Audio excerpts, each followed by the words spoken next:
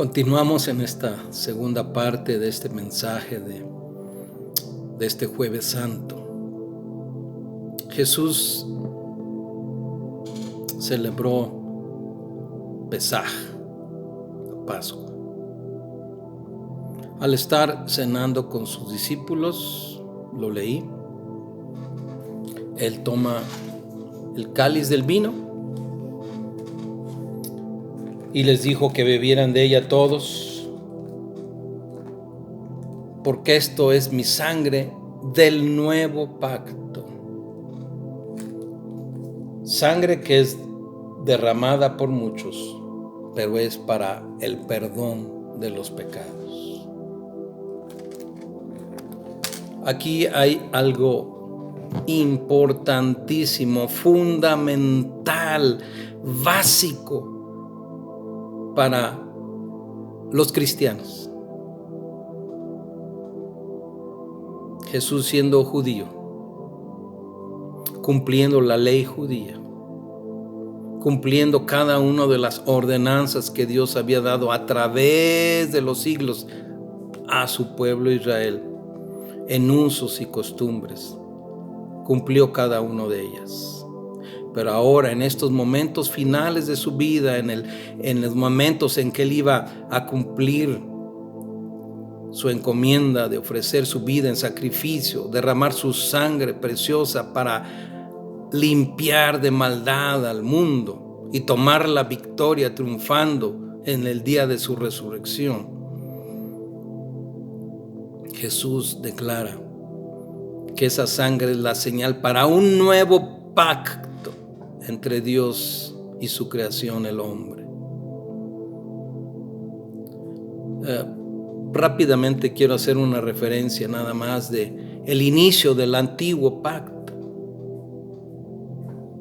registrado en el libro de Éxodo, cuando Dios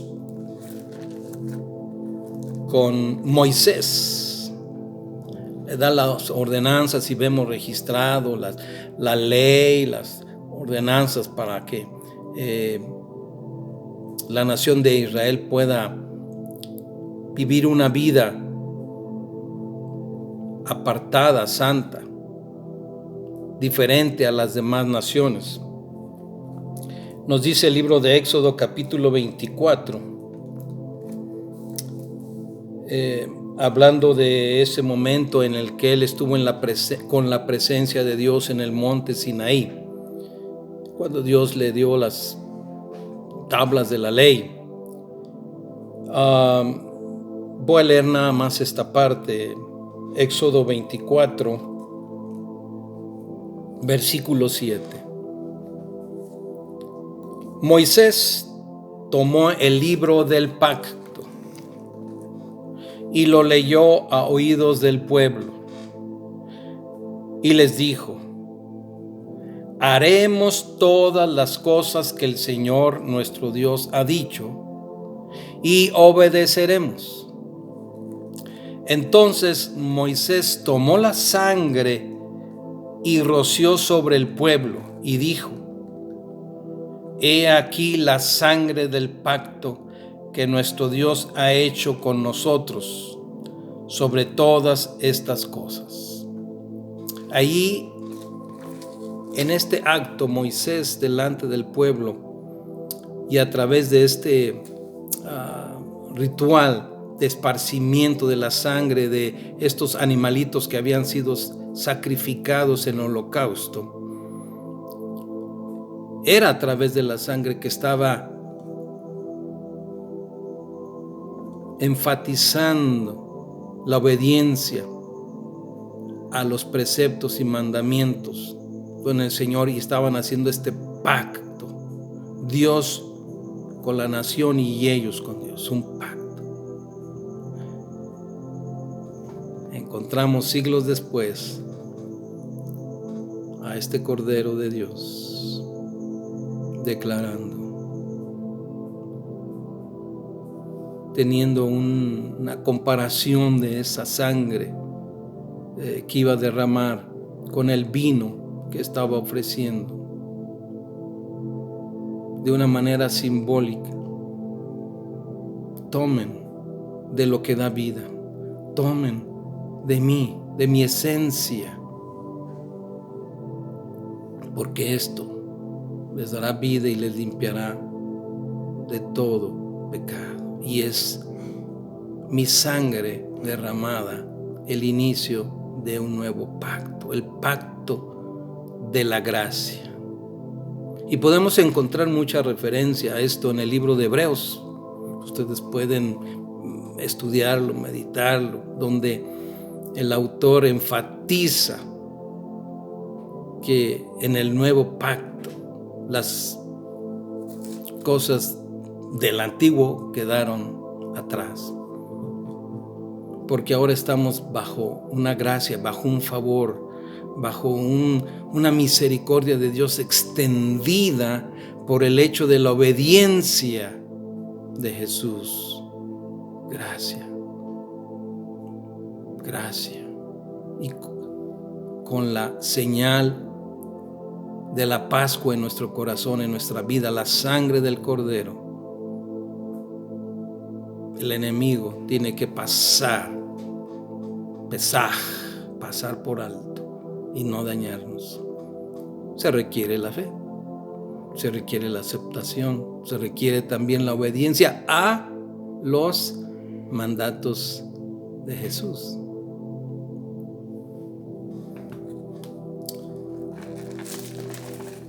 Quiero regresar al Evangelio, Mateo, para leer rápidamente qué más sucedió el día de hoy, este jueves que nosotros llamamos Jueves Santo, el día de la celebración de la Pascua.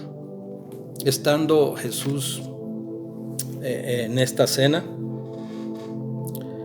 dice Mateo 26:30, cuando hubieron terminado, o sea, la cena, dice, cantaron un himno.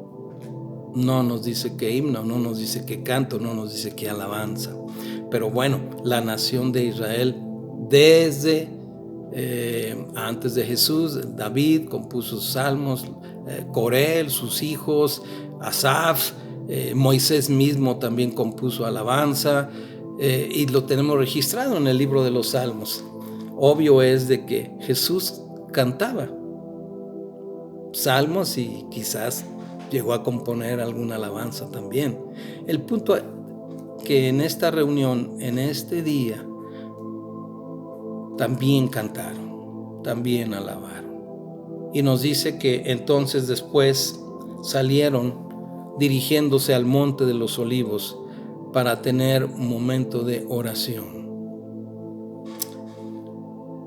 Jesús les dijo, todos ustedes se van a escandalizar de mí, se van a sorprender, se van a asustar esta noche, porque está escrito, heriré al pastor y las ovejas del rebaño serán dispersadas.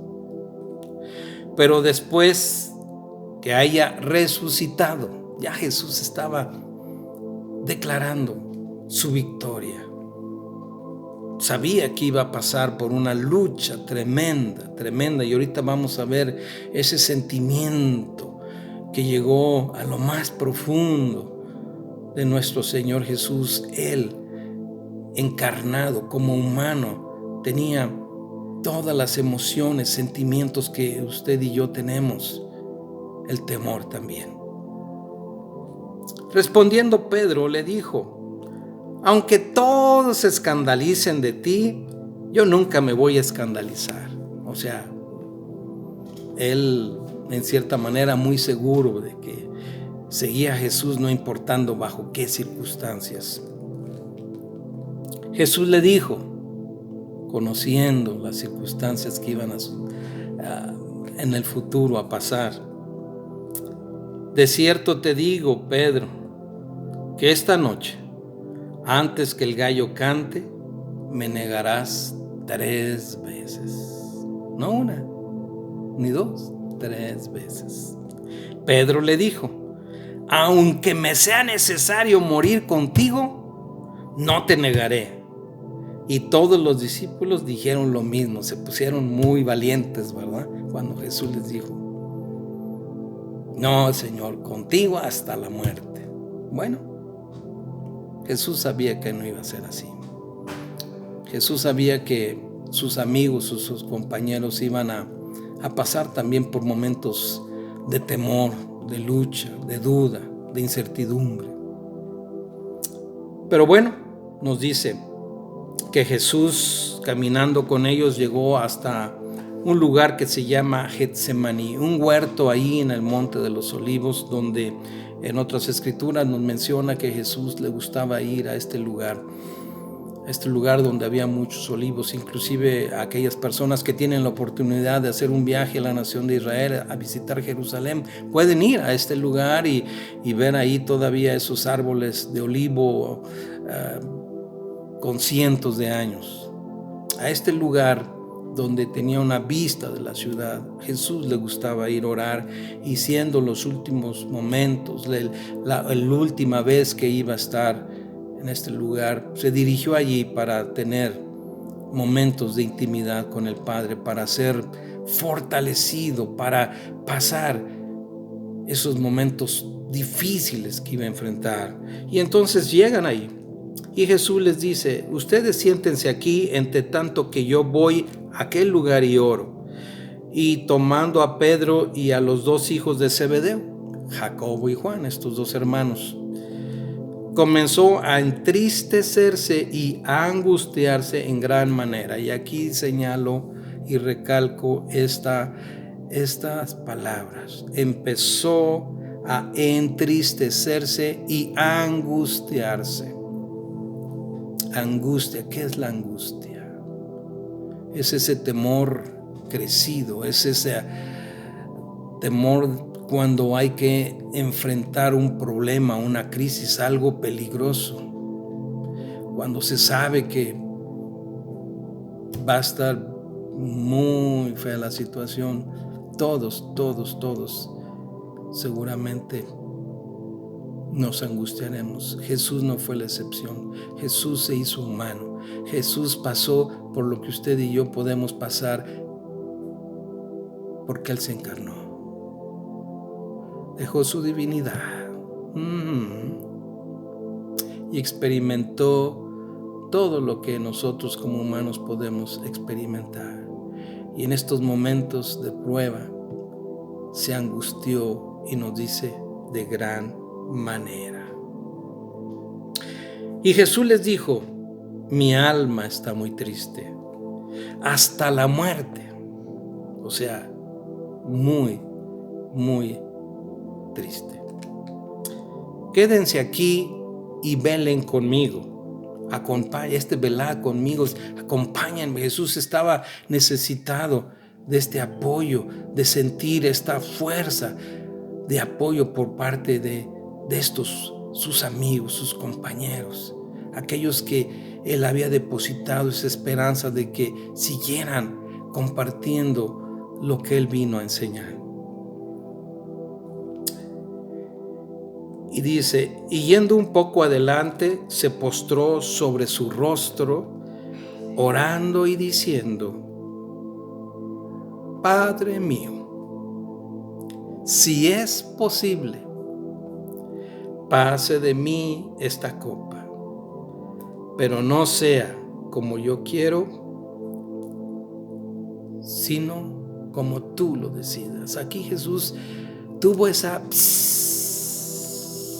pensamiento que entró, porque había esta gran angustia, pidiéndole al Padre: Señor, si se puede cambiar los planes, si hay otra manera en la cual se puede evitar esto que voy a pasar, pero no me hagas caso, no sea como yo quiera, no, sino como tú decidas, que sabes que es lo mejor. Vino luego a sus discípulos y los halló durmiendo. Y le dijo a Pedro: Así que no has podido estar apoyándome ni siquiera una hora. Debes de estar alerta y estar orando para que no caigas en tentación, porque a la verdad el espíritu está dispuesto, pero la carne es débil.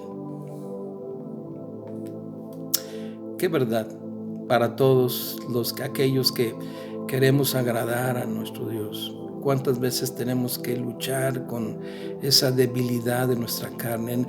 Dentro de nosotros queremos, dentro de nosotros hay el anhelo, dentro de nosotros hay el deseo, dentro de nosotros hay la necesidad de sentir la presencia, la paz, la comunión con el Espíritu de Dios. Pero, ¿qué pasa?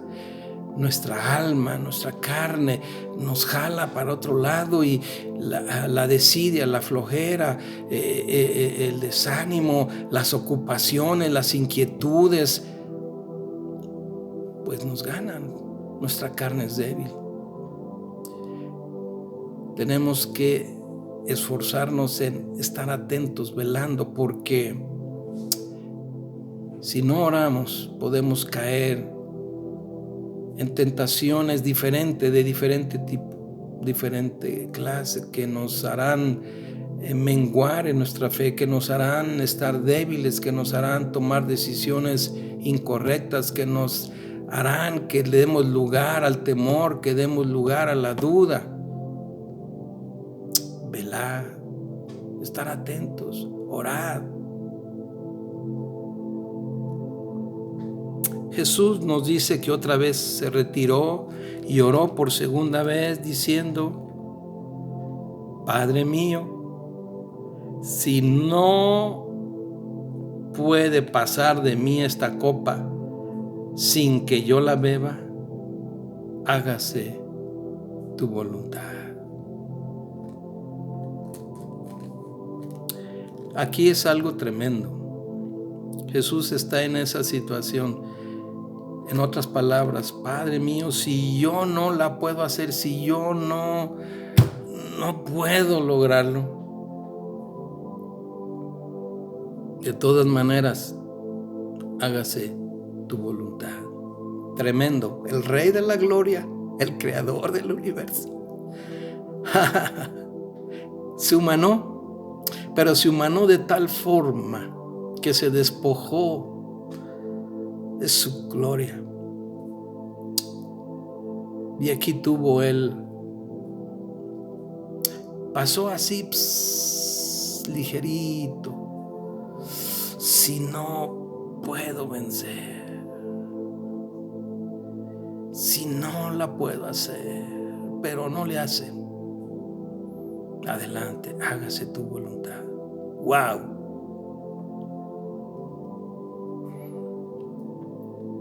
Vino otra vez y los halló durmiendo, porque los ojos de ellos estaban cargados de sueño. Y dejándolos otra vez de nuevo, Jesús oró por tercera vez, diciendo las mismas palabras. Es que para nuestra mente limitada es difícil poder entender, podernos meter a esta situación, poderla vivirla, poderla discernir, el sentimiento profundo, todo lo que sabía Jesús que iba a pasar, y no sé, es muy difícil. Necesitamos que el Espíritu de Dios nos revele en parte esta lucha, super lucha espiritual que Jesús enfrentó en estos momentos de gran angustia hasta la muerte.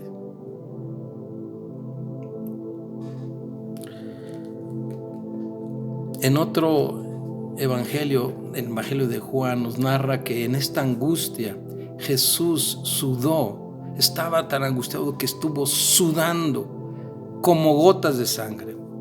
Por ahí hay algunas interpretaciones que Jesús sudó sangre. No. La Escritura nos dice como gotas de sangre. Ustedes ven una gota de sudor y una gota de sangre. La gota de sangre siempre es más grande, más sí, definitivamente más grande. Esa angustia lo hizo al Señor, nuestro Rey, sudar, estar en esa tremenda lucha con gran sudor. Vino Jesús a los discípulos y les dijo: duérmanse ya, descansen. He aquí ha llegado la hora, y el Hijo del Hombre es entregado en manos de pecadores malvados. Levántense, vamos, vean, desen cuenta, ya se acerca el que me entrega. Qué dolor en Jesús, en su corazón, saber que aquel amigo que anduvo compañero lo traicionó. Qué dolor en Jesús había al saber que aquellos discípulos que le habían dicho hace unos momentos: no, nosotros no nos importa qué pase, hasta la muerte te seguimos, iban a abandonarlo en unos minutos. Qué angustia en el corazón de Jesús al ver que aquellos hombres en Jerusalén que le alababan, que le decían rabí, maestro, al otro día iban a estar gritando que lo crucificaran. Qué angustia había en Jesús en pensar en María, su mamá, que lo iba a ver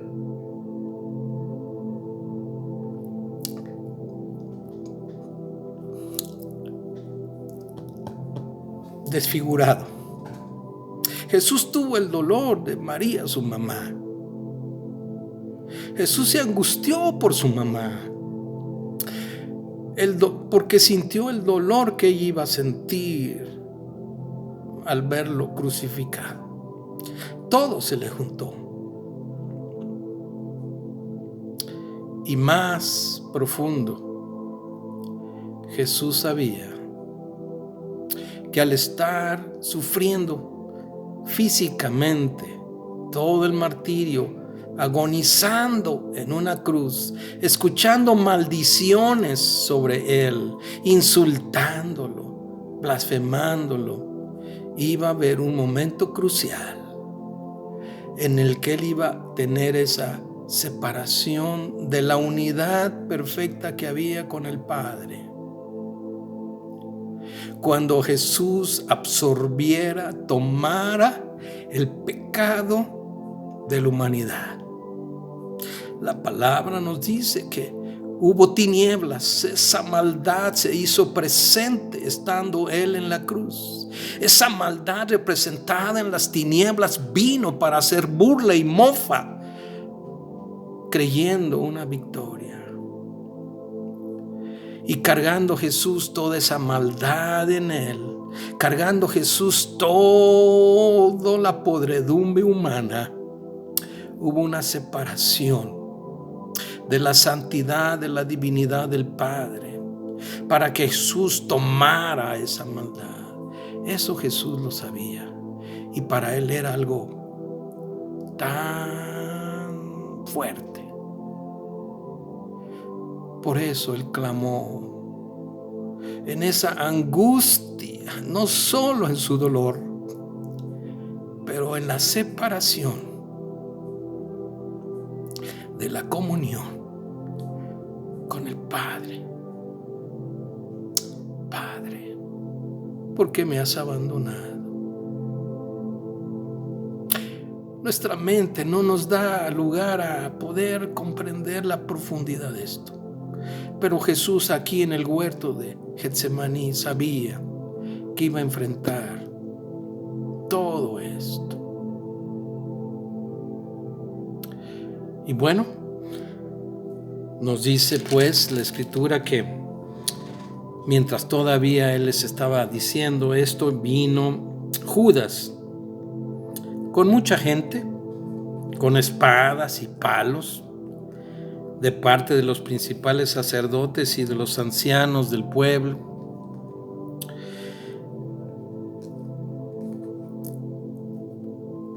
Y el que le entregaba les había dado señal, Judas les había dado señal diciendo: al que yo besare, ese es, agárrenlo.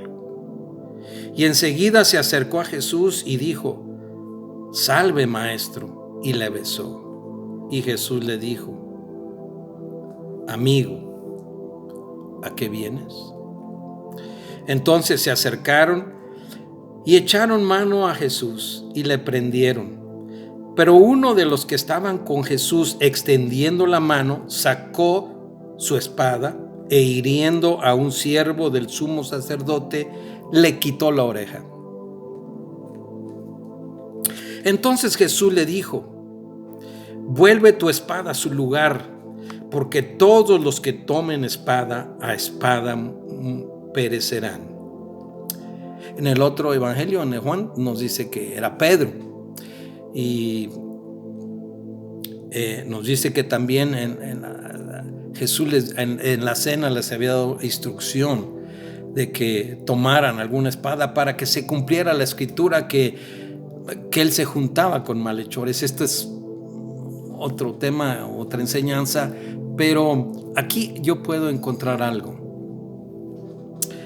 Pedro, en esa actitud, en esa manifestación de su carácter impulsivo, teniendo una espada ahí a la mano, pues quiso defender a Jesús, y me imagino agarró la espada y quizás la blandió, y por ahí fue y le corta la oreja a uno que se llamaba Malco. Nos dice la escritura el nombre, Malco, sirviente del sumo sacerdote. Pero lo que Jesús le dice: Pedro, guarda tu espada. Los que a espada se defienden, a espada morirán. En otras palabras, no tomes venganza, no hagas tú actos que esos mismos actos van a causar que luego a ti te hagan efecto. Pero hay algo más profundo, hay algo que quiero compartir, y se ha ido el tiempo. Disculpas por este mensaje que se hace más largo, pero creo que es importante. Jesús le dice algo tremendo. Le dice a Pedro: ¿acaso piensas que no puedo ahora, en este momento, orar y pedirle a mi Padre, y que Él no me daría más de 12 legiones de ángeles? Pero si fuese así, entonces ¿cómo se cumplirían las escrituras de que es necesario que esto así se haga? Jesús siempre mantuvo su humildad. Jesús siempre se mantuvo por debajo. Él sabía que en un momento dado él podía clamar al Padre y recibir una ayuda diferente. Aquí dice: ¿tú crees que si en un momento dado yo clamara a mi Padre, le dijera ayúdame, Él no mandaría 12 legiones de ángeles? Yo no sé si usted sepa el número de una legión. En la centuria romana, en el ejército romano, una legión consistía de 5,400 a 6,000 hombres. 12 legiones. Bueno, no tengo la multiplicación, pero imaginémonos viniendo los ángeles a rescatar a Jesús. Pero dice, y podría hacerlo, pero entonces ¿cómo se llevaría a cabo este plan, este proyecto de redención, de salvación a los hombres? Así que guarda tu espada. En aquella hora dijo Jesús a la gente: como contra un ladrón han venido contra mí con espadas y palos para prenderme. Cada día me sentaba con ustedes enseñando en el templo y no me prendieron. Mas todo esto sucede para que se cumplan las escrituras de los profetas. Entonces todos los discípulos, dejándole, huyeron. Se fueron, tuvieron temor. ¿Dónde quedaban aquellas palabras? Aunque fuera necesario morir, Y entonces los que prendieron a Jesús le llevaron al sumo sacerdote Caifás, a donde estaban reunidos los escribas y los ancianos. Mas Pedro le seguía de lejos hasta el patio del sumo sacerdote, y entrando se sentó con los alguaciles para ver a ver qué sucedía. Y los principales sacerdotes y los ancianos y todo el concilio buscaban falso testimonio contra Jesús para entregarle a la muerte. Y no lo hallaron, aunque muchos testigos falsos se presentaban, pero al fin vinieron 2 testigos falsos que dijeron: Este dijo, puedo derribar el templo de Dios y en 3 días reedificarlo. Y levantándose el sumo sacerdote le dijo: ¿No respondes nada? Estos testifican contra ti. Mas Jesús callaba. Entonces el sumo sacerdote le dijo: Te conjuro por el Dios viviente que nos digas si eres tú el Cristo, el Hijo de Dios. Jesús le dijo: Tú lo has dicho. Y además les digo que desde ahora verán al Hijo del Hombre sentado a la diestra del poder de Dios y viniendo en las nubes del cielo. Entonces el sumo sacerdote rasgó sus vestiduras diciendo: ¡Ha blasfemado! ¿Qué más necesidad tenemos de testigos? He aquí, ahora mismo han escuchado su blasfemia. ¿Qué les parece? Y todos respondieron y dijeron: es reo de muerte. Entonces le escupieron y le dieron de puñetazos, y otros le abofeteaban diciendo: profetízanos, Cristo, ¿quién es el que te golpeó? Pedro estaba sentado afuera en el patio, y se le acercó una criada, diciendo: tú también estabas con él. Mas él negó delante de todos, diciendo: no sé de lo que estás hablando. Saliendo él a la puerta, le vio otra persona y le dijo a los que estaban allí: sí, este también estaba con Jesús el Nazareno. Pedro negó otra vez con juramento, diciendo: no conozco a tal hombre. Un poco después, acercándose los que por ahí estaban, dijeron a Pedro: verdaderamente también tú eres de ellos, porque aún tu manera de hablar te descubre. Entonces él comenzó a decir maldiciones y a jurar: no conozco al tal hombre. Y enseguida cantó el gallo. Entonces Pedro se acordó de las palabras de Jesús que le había dicho: antes que cante el gallo, me negarás 3 veces. Y saliendo afuera, lloró amargamente. Bueno, Jesús sabía de estos acontecimientos, pero lo que también Jesús supo, y está escrito en el libro de Hebreos, y con esto quiero terminar en esta reflexión. Hebreos capítulo 12 dice: puestos los ojos en Jesús, el autor y consumador de la fe, el cual por el gozo puesto delante de él sufrió la cruz, menospreciando el oprobio, y se sentó a la diestra del trono de Dios. Consideren a Jesús, que sufrió tal contradicción de pecadores contra él, para que su ánimo no se canse hasta desmayar. Este es el punto. Consideremos a Jesús, todo lo que Él sufrió, pero Él tuvo gozo. Eso lo fortaleció, el saber que un día, a través de los años, usted y yo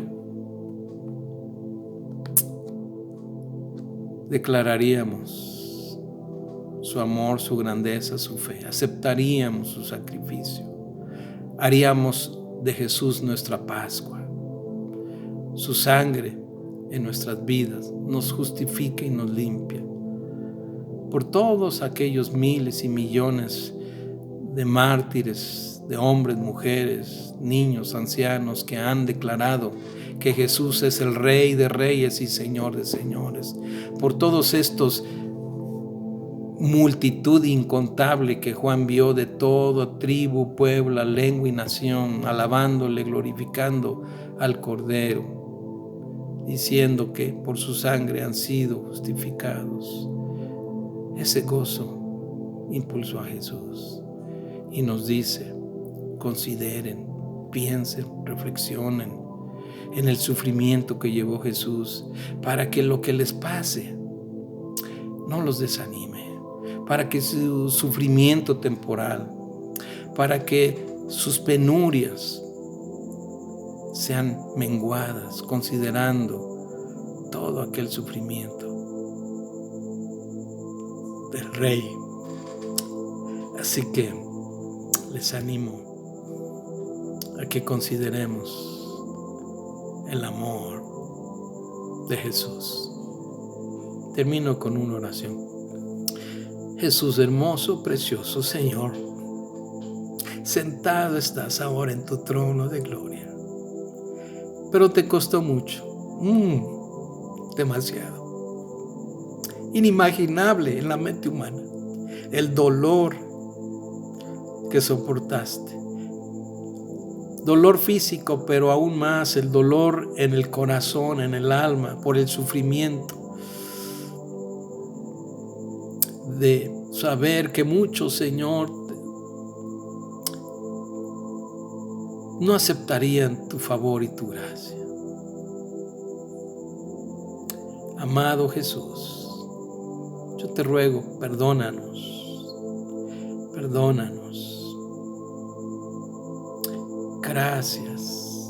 Gracias por dejar tu trono y venir a este mundo para darnos la salvación. Te invitamos a nuestro corazón para que tú gobiernes en él. Te honramos, te amamos. Gracias.